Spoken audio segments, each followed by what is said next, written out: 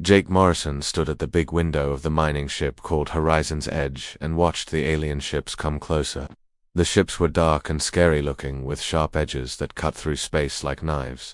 He had seen them many times before, but today felt different. Today the aliens were coming to make new rules, and Jake knew those rules would not be good for humans. The ship shook as the alien vessels attached themselves to the hull. Jake heard the sound of metal cutting metal as they burned through the outer doors. Soon heavy footsteps echoed through the corridors. The Zephyrians were coming aboard, and they were not here to talk nicely. Jake turned away from the window and looked at his crew. Lisa Parker was fixing a broken mining tool, but her hands were shaking. She was young and had never seen war before. Sam Rodriguez was checking his medical supplies and trying to look calm, but Jake could see the worry in his eyes. Ben Clark sat at his communication station and kept looking at the door like he wanted to run. The door opened with a loud hiss, and 3 Zephyrians walked in. They were tall as basketball players, but thin like insects. Their skin looked like green glass and made clicking sounds when they moved. Their eyes were black and cold and seemed to look right through people like they were nothing important. The leader stepped forward, and Jake could smell something like burned metal coming from its body. The alien spoke in perfect human language, but its voice sounded like breaking glass. "I am Hive Commander Zact H of the Zephyrian Fleet. This mining operation now belongs to the Galactic Coalition. All humans will follow new orders or face punishment." Jake said nothing. He just stood there and looked at the alien commander with calm gray eyes. The other humans waited for their captain to speak or fight or do something, but Jake remained completely quiet. SAX made a sound like angry insects and continued talking. "You will increase mining output by 40% starting tomorrow. Work shifts will be extended to 16 hours per day. Food rations will be reduced to improve efficiency. Any human who complains or fights back will be killed immediately." The alien commander waited for Jake to respond, but still, Jake said nothing. Lisa made a small, scared sound, and Sam put his hand on her shoulder to comfort her. Ben started to stand up like he wanted to argue, but Jake gave him one quick look and the young man sat back down. Uzak walked closer to Jake until they were face to face. The alien was taller, and its black eyes stared down at the human captain. "Do you understand these orders, human?" Jake nodded once. That was all. No words, no arguments, no threats. Just a simple nod that said he understood. The alien commander made that angry insect sound again and looked around at the other humans. "Your species is weak and pathetic. You submit like frightened animals. This is why you will always be slaves to superior races like ours." The 3 Zephyrians laughed, which sounded like glass breaking in a metal box. They turned and walked out of the room, leaving the humans alone. When the door closed, Ben jumped up from his chair and started talking fast. "Captain, we can't just let them do this. We have weapons in the storage bay. We could fight back. We could send a message to Earth and tell them what's happening." Jake raised one hand, and Ben stopped talking. The captain walked to his chair and sat down slowly. He looked at each of his crew members and spoke for the first time since the aliens arrived. "We follow their orders," he said in a quiet voice. Lisa stood up with tears in her eyes. "But Captain, they're treating us like animals. They want to work us to death and cut our food. How can we just accept this?" Jake looked at her with those calm gray eyes, and she saw something there that made her stop crying. It was not fear or defeat. It was something else entirely. Something that looked like ice-cold patience. "We follow their orders," Jake repeated. "We work harder. We eat less. We do exactly what they tell us to do." Sam stepped forward and spoke. "Carefully, Captain, what aren't you telling us?" Jake was quiet for a long moment. He looked out the window at the alien ships and then back at his crew. When he spoke, his voice was so quiet they had to lean in to hear him. "I'm not telling you that sometimes the best way to win a war is to let your enemy think they've already won. I'm not telling you that the Zephyrians just made the biggest mistake in galactic history, and I'm definitely not telling you that being quiet doesn't mean being weak." He stood up and walked back to the window. "Right now we're going to be the best slaves they've ever seen. We're going to work hard and keep our mouths shut and make them think we're completely broken." Jake put his hand on the glass and watched the alien ships. "But while we're being good little slaves, we're also going to be learning everything we can about our new masters. Every weakness, every fear, every mistake they make. And when the time is right, we're going to teach them why humans don't stay quiet forever." The crew looked at their captain and slowly began to understand. Jake Morrison was not surrendering. He was planning. And his silence was not weakness. It was the calm before a storm that would shake the entire galaxy. 3 months passed and the galaxy changed in ways that made Jake's stomach turn. Reports came in through secret channels that the Galactic Coalition had taken over every human world. Earth was now divided into 12 sections with each alien race controlling their own piece. Mars had become a giant factory where humans worked day and night making weapons for their masters. The asteroid colonies were turned into mining camps where people dug until they collapsed. Jake kept his promise and his crew worked harder than they ever had before. They mined more or in those 3 months than they had in the previous year. The Zephyrians were pleased and told other alien commanders about the productive human crew on Horizon's Edge. Word spread that humans made excellent slaves when properly broken. But at night, when the aliens were sleeping, Jake would meet with his crew in the deepest part of the mining facility. They would sit in a small storage room surrounded by drilling equipment and speak in whispers about things that would have gotten them killed if the Zephyrians knew. Lisa had stopped being scared and started being angry. She spent her days fixing mining equipment, but now she was also learning how it could be changed into something else. She discovered that the ore processing machines could be modified to produce different kinds of metal. She found ways to make the drilling lasers more powerful. She learned to build things that looked like mining tools but were actually much more dangerous. Sam used his medical training to study the aliens, who came for regular health inspections. He learned that Zephyrians had a weak spot where their neck met their chest. He discovered that Korthok aliens could not see certain colors of light. He found out that the Veltar had poor hearing at specific sound frequencies. Every alien that walked into his medical bay left behind information that Sam carefully wrote down and hid. Ben had the most important job of all. He spent his days sending boring mining reports to the Coalition commanders, but he was also doing something else. He was listening to every communication signal that passed through space near their location. He learned the alien languages and figured out their communication codes.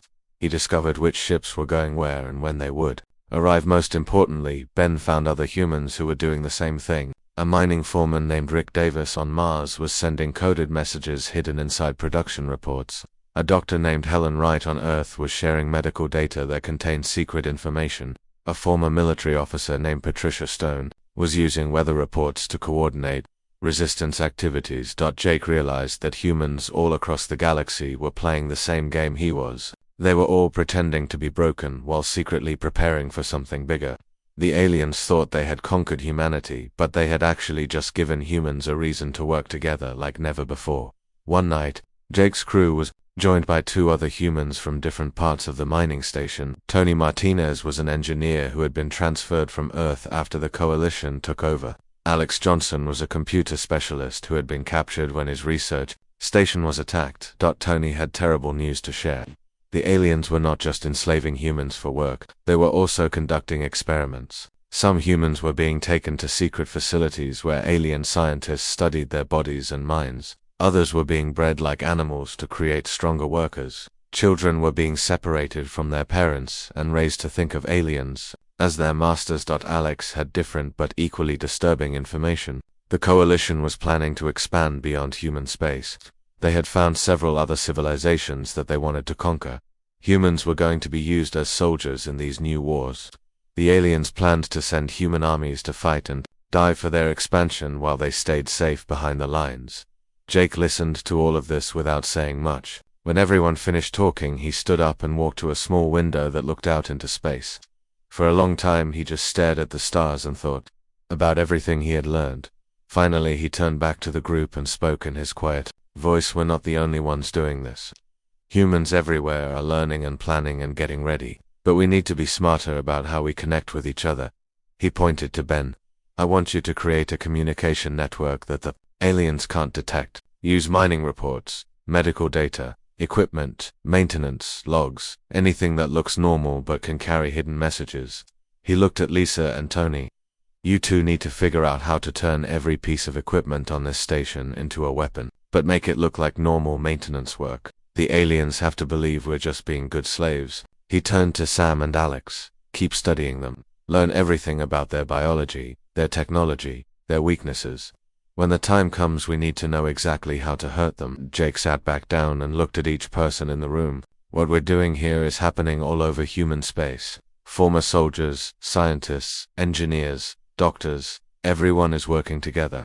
The aliens think they broke us, but they actually gave us something we never had before. Lisa asked what he meant, and Jake smiled for the first time since the aliens arrived. They gave us a reason to stop fighting each other and start fighting them. Humans have spent centuries at war with other humans. Now we have a common enemy and we're all on the same side. Tony asked how long they would have to wait, and Jake's smile disappeared. As long as it takes. We get one chance at this. If we move too soon and fail, then humanity dies. But if we wait for the right moment and do everything perfectly, then we can win. The group met like this every few nights for weeks. Their plans grew more detailed, and their network of contacts expanded. Messages flowed between mining stations, factory worlds, and prison camps. Humans who had never met each other were working together toward the same goal.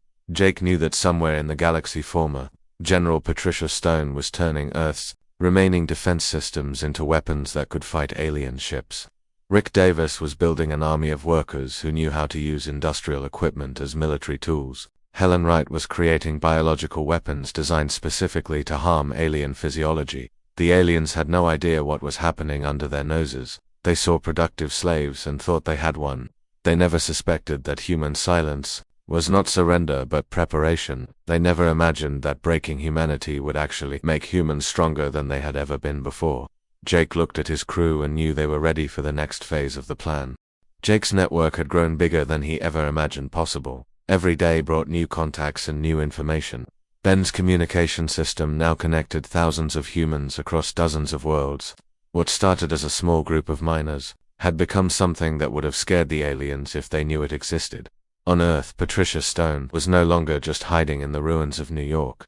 She had connected with military survivors all over the planet, and they were building something incredible. The aliens had left most of Earth's old defense systems in place because they thought broken humans could never use them. They were wrong. Patricia and her people had been studying alien technology and learning how to combine it with human weapons. On Mars, Rick Davis had done something even more impressive. The aliens thought he was just a mining foreman running a productive facility. What they didn't know was that every human worker on Mars was actually a soldier in training. Rick had turned the entire planet into a secret military base disguised as a mining operation. They were building weapons, training fighters, and preparing for war. The breakthrough came when Dr. Helen Wright made a discovery that changed everything. She had been studying alien biology for months, using medical scans and tissue samples from routine health checks. What she found was something that could save humanity or destroy their enemies. All 12 alien species in the Coalition shared something important. They all had nervous systems that worked in similar ways.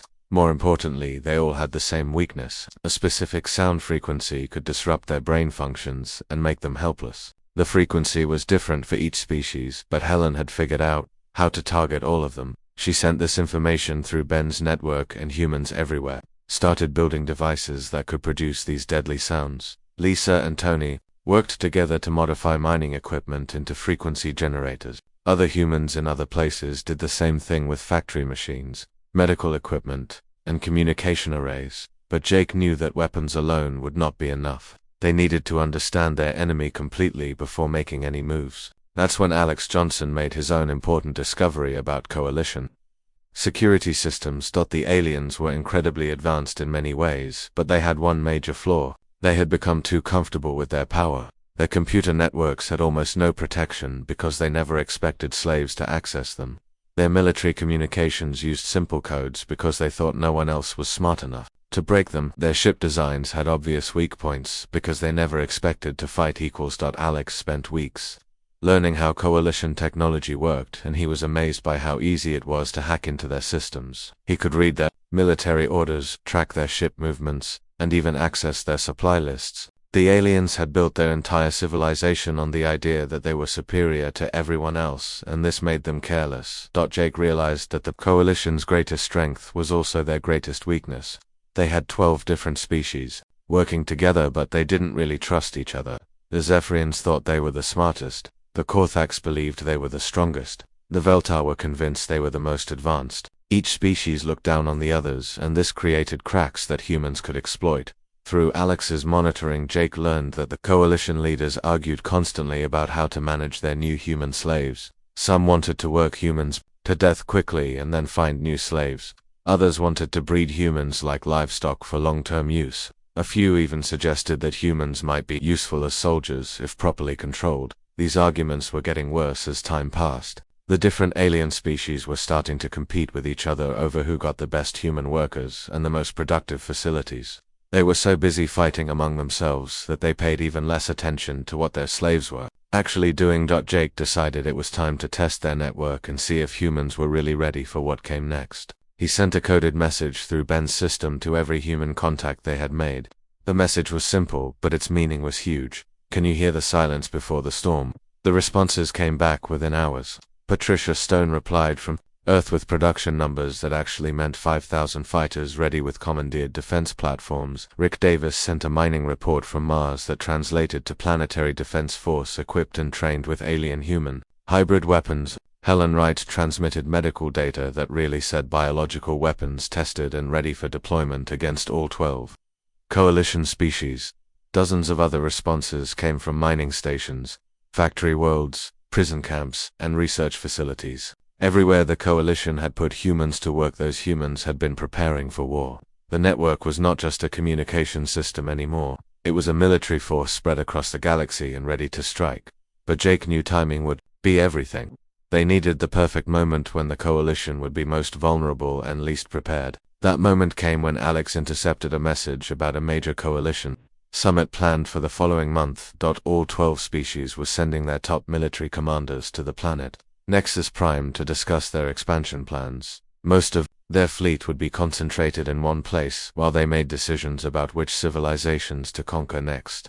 It would be the perfect time to strike because their forces would be gathered together instead of spread out across the galaxy. Jake called a meeting with his core team and shared what he had learned. For the first time since the aliens arrived, he allowed himself to smile as he looked at their faces. Lisa had become an expert at building weapons from mining equipment. Sam knew more about alien biology than most alien doctors.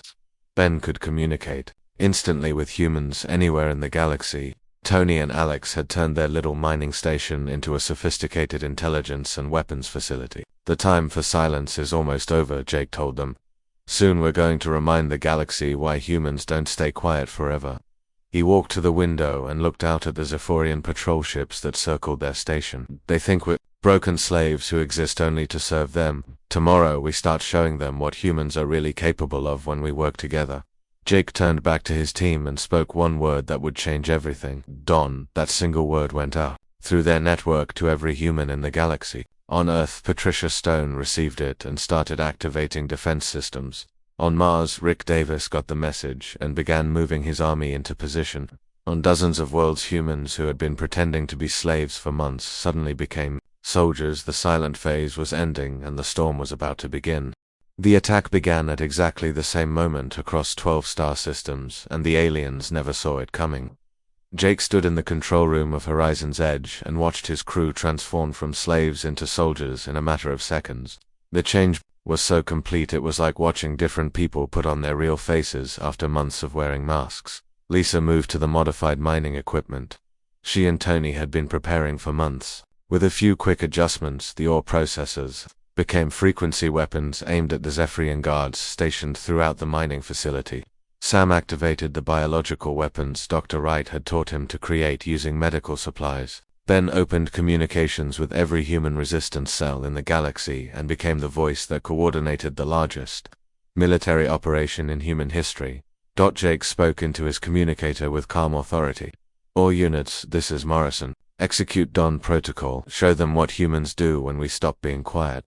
The response was immediate and devastating. On Horizon's Edge, the Zephyrian guards suddenly collapsed as Lisa's frequency weapons disrupted their nervous systems. The insect-like aliens writhed on the floor, making horrible clicking sounds as their bodies lost control. Some tried to reach for their weapons, but their hands wouldn't obey their commands. The same scene played out simultaneously on hundreds of mining stations, factory worlds, and prison camps. Humans who had been pretending to be broken slaves suddenly became coordinated fighters with advanced weapons and detailed knowledge of their enemies' weaknesses.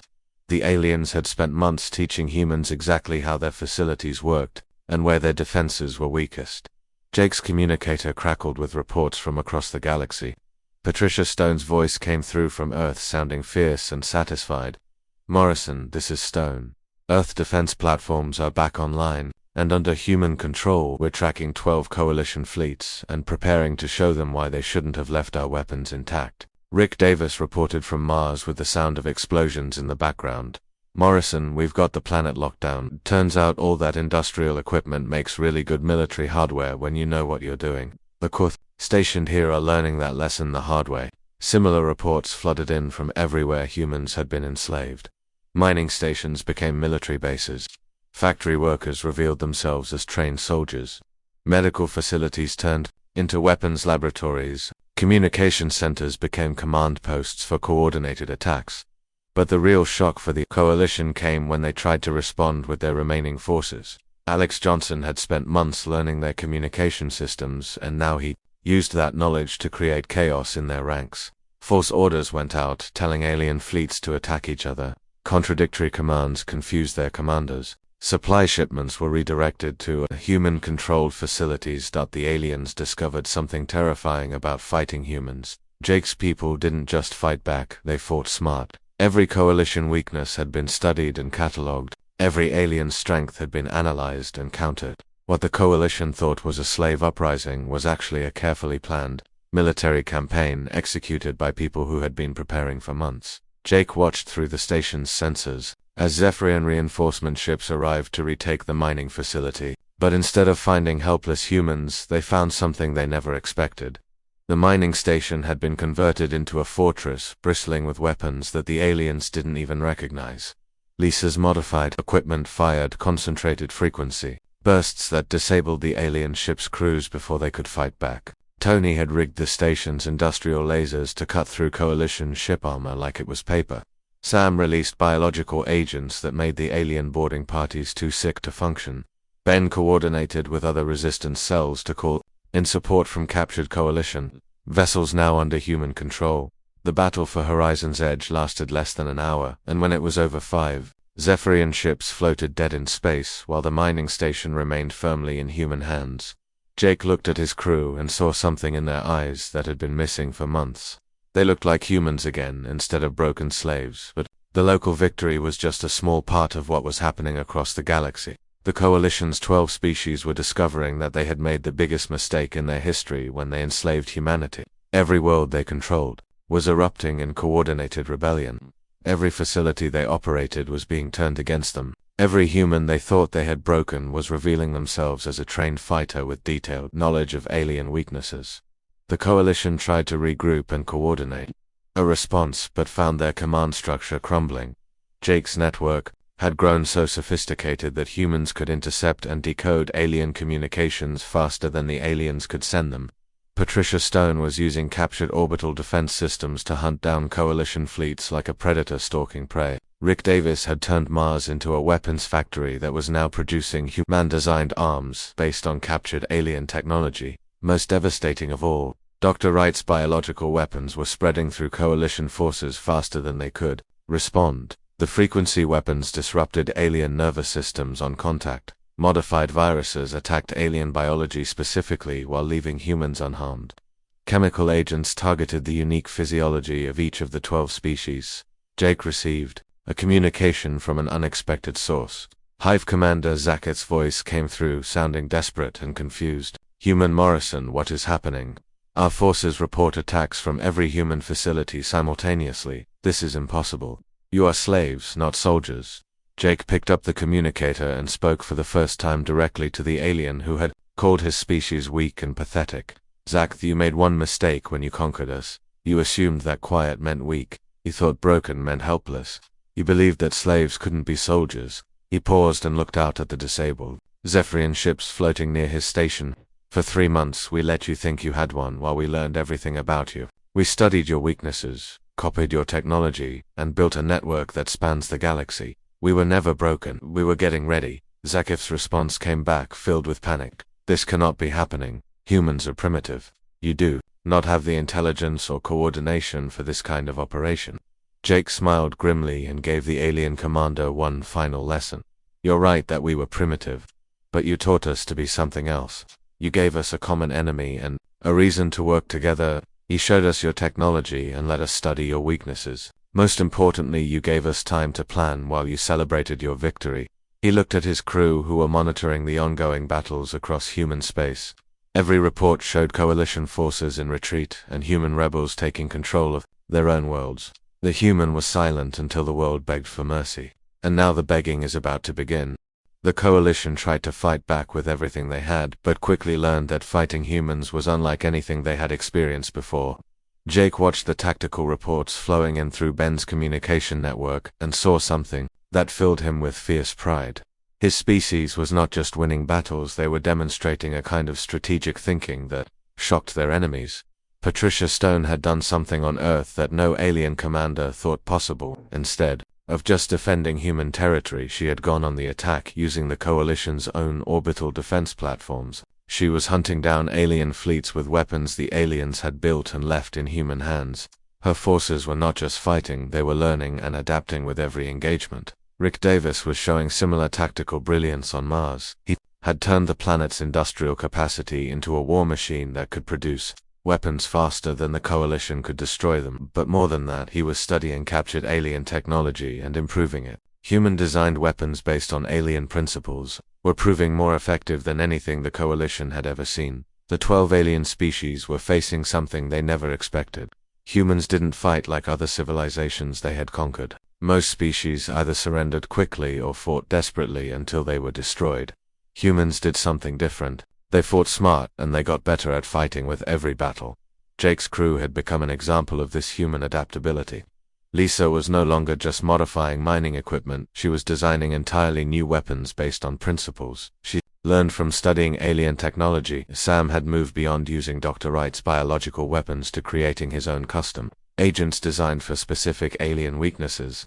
Tony and Alex were working together to hack Coalition ships and turn their own systems against them. But the most shocking thing for the Coalition was how quickly humans learned to coordinate on a galactic scale. Ben's communication network had evolved into something that allowed instant tactical coordination. Between resistance cells millions of miles apart, humans were fighting like a single organism with thousands of limbs, all working toward the same goal. The Coalition's unity began to crack under pressure. Jake listened to intercepted communications between alien commanders and heard something that made him smile.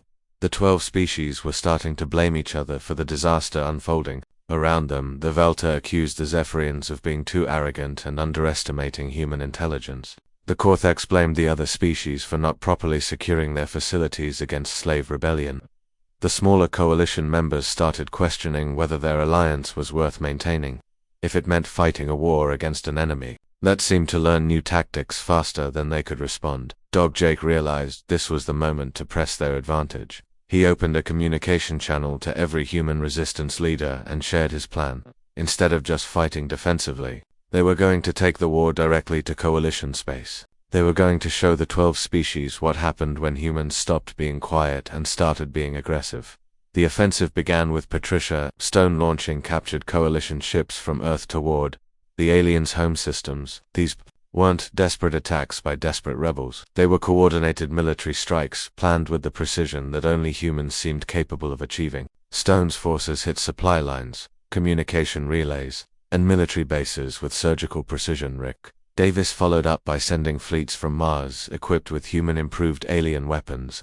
His ships could outfight Coalition vessels because human engineers had taken alien technology and made it better.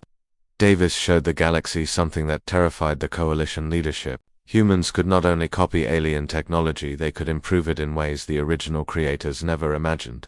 Jake's own contribution was coordinating intelligence, gathering across the entire human resistance network. Every piece of information about Coalition weaknesses was shared instantly with every human commander. When one resistance cell discovered how to disable a specific type of alien shield, all human forces knew about it within hours. That the result was devastating for the Coalition. Their military forces found themselves fighting an enemy that seemed to know everything about their capabilities while constantly surprising them with new tactics and improved weapons. Worse than that, the Coalition discovered that humans could manufacture weapons and ships faster than they could destroy them. Jake received reports that shocked even him. Human-controlled facilities were producing military hardware at rates that defied belief. Humans were working around the clock, not because they were slaves, but because they were fighting for their freedom and the freedom of their children. The Productivity that had impressed alien overseers became something terrifying when directed toward military purposes. The coalition tried one desperate strategy. They attempted to negotiate with moderate human leaders who might be willing to accept a compromise. But they quickly discovered that there were no moderate human leaders. Every human who had survived the occupation had learned the same lesson. The aliens only respected strength, and any sign of weakness would be seen as an invitation to return. Jake demonstrated this when coalition representatives tried to contact him directly. Zocte sent a message offering to return human autonomy in exchange for an end to hostilities. Jake's response was broadcast to every human resistance cell and every coalition commander. You had 3 months to show mercy when you were strong and we were weak. You chose to treat us like animals and threatened to kill anyone who complained. Now you want to negotiate because you're losing. This is exactly why we can never trust you or any agreement you offer. He continued with words that would be remembered across the galaxy. Humans have learned something important about your species and others like you. You mistake kindness for weakness and silence for surrender. You only understand force and you only respect power. So we're going to teach you both until you never forget the lesson. The coalition's response was exactly what Jake expected. Instead of retreating or trying to find a peaceful solution, they decided to use overwhelming force to crush human resistance. They began gathering their remaining fleets for a massive assault designed to destroy human military capability completely. But Jake had been preparing for this moment since the day the aliens first arrived at his mining station. He knew that desperate enemies do desperate things, and he had planned accordingly. The coalition was about to learn that humans had one more surprise waiting for them. When alien intelligence reported that the humans had somehow captured and converted several major coalition shipyards, Jake knew the enemy was starting to understand the scope of their mistake. Humans had not just rebelled against occupation, they had built a military force capable of challenging the entire galactic order. The coalition leaders finally realized they were not fighting a slave rebellion.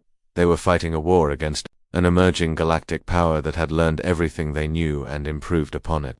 And that emerging power was led by humans who had been silent until the world begged for mercy, but were now ready to show exactly what that mercy would cost. Jake Morrison stood in the great hall of the Coalition Council chambers on Nexus Prime and looked at the 12 alien leaders who had once divided human space between them like a prize. Now those same leaders knelt before him with their heads bowed and their voices filled with desperation. The tables had turned completely, and the former slaves were now the ones who controlled the fate of their former masters. The journey to this moment had taken 6 more months of fighting, but the outcome had never really been in doubt once humans stopped pretending to be broken. Jake's forces had systematically dismantled coalition military power using tactics that combined human, strategic thinking with captured alien technology. The result was a kind of warfare that the galaxy had never seen before. Patricia Stone had led the final assault on Nexus Prime, using a fleet of human-controlled ships that moved with coordination the coalition couldn't match. Her forces had surrounded the capital world and destroyed its defenses without losing a single vessel. Rick Davis had provided the weapons and equipment that made the victory possible, including biological agents specifically designed to disable each of the 12 alien species without harming humans. The coalition's surrender had come when they realized they had no options left. Their fleets were destroyed or captured. Their homeworlds were blockaded by human forces. Their supply lines had been cut and their communication networks were under human control. Most importantly, their alliance had completely fallen apart as the 12 species turned on each other in desperate attempts to save themselves. Jake looked at the Zephyrian High Queen who had been Zack their superior when the occupation began. She was shaking as she spoke in a voice that barely qualified as a whisper. Commander Morrison, we surrender completely and unconditionally. We ask for mercy and forgiveness for our crimes against humanity. Please tell us what we must do to earn your compassion. The Korthak Supreme General was next to speak, and his massive frame was hunched with defeat. We understand now that we gravely underestimated your species. We thought silence meant weakness, but we were wrong about everything. We offer complete reparations for all damage done to human worlds and human lives. One by one, the other alien leaders spoke similar words. The Veltar offered their most advanced technology as tribute. The smaller coalition species promised to serve human interests in whatever way would be acceptable. They all begged for mercy from the humans they had once enslaved, and they all admitted that they had been completely wrong about human capabilities. Jake listened to their pleas without showing any emotion on his face. He had learned something. important during the months of fighting. These alien species only respected power, and they only understood force. Showing mercy too quickly would be seen as weakness, and would only encourage them to try again when they thought humans had grown complacent. When all 12 leaders had finished speaking, Jake walked slowly around the room, looking at each of them. His footsteps echoed in the chamber, and the sound made the aliens flinch because they had learned to fear human footsteps during the long months of war. Finally he stopped in front of the Zephyrian Queen and spoke in the same quiet voice he had used when their occupation began. For 3 months you called us primitive toolmakers who were only good for manual labor. You worked us like animals and threatened to kill anyone who complained. You separated families and conducted experiments on our people. You planned to use human soldiers to fight your wars while you stayed safe behind the lines. He moved to face the Korthok general. You divided our worlds between yourselves like we were property to be owned. You treated human children like livestock to be bred for better workers. You laughed when we submitted to your demands because you thought we were weak and pathetic. Jake continued around the room, addressing each species and reminding them of their crimes. When he had finished, he returned to the center of the chamber and looked at all 12 leaders at once. You wanted us silent and we gave you silence. But our silence was not surrender, it was preparation. While you celebrated your victory, we were learning everything about you. We studied your weaknesses, copied your technology, and built a network that spans the galaxy. We were never broken, we were getting ready.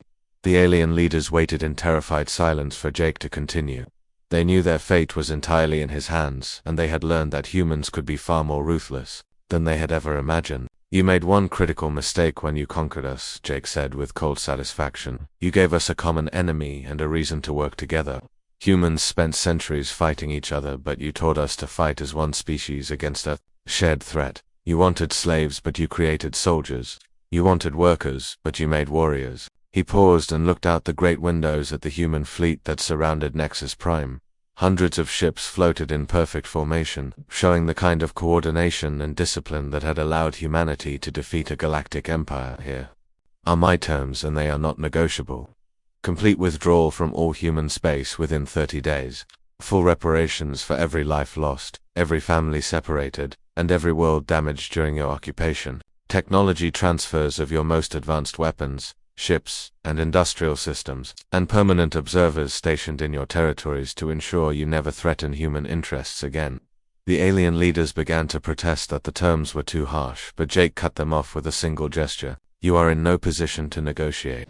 Your fleets are destroyed, your worlds are blockaded, your alliance is broken. You exist at human mercy, and that mercy comes with conditions you will accept or face the consequences. The Zephyrian Queen spoke. With trembling desperation, Commander Morrison, surely you understand that these terms will cripple our civilizations. We will be helpless against other threats in the galaxy. We ask for some consideration of our survival. Jake smiled, but there was no warmth in it. You should have thought about survival before you enslaved 3 billion humans and threatened to work us to death. You should have considered consequences before you separated children from their parents. You should have worried about mercy before you laughed at our suffering. He walked closer to the alien leaders and spoke in a voice that carried absolute authority. The human was silent until the world begged for mercy.